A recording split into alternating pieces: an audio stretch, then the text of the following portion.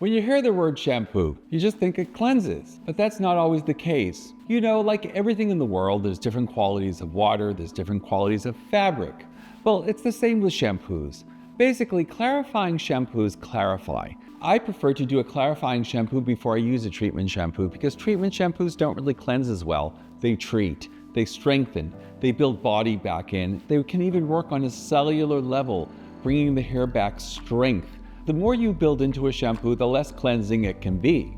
I find if you have weak or fragile or color-treated hair, you really want to use a treatment shampoo. But if you're shampooing every 2, 3, 4, 5 days, you probably want to do a pre-wash with something like my peppermint and avocado shampoo.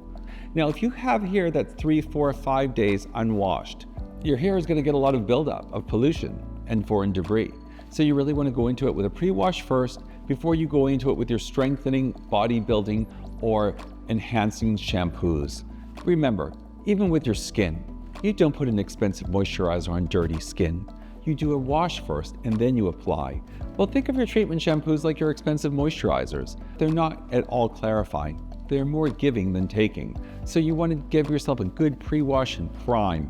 Get that hair clean. Great product, great tools, and great technique give you amazing results. So next time you shampoo twice. Give it a try. You'll be shocked at how good it can be.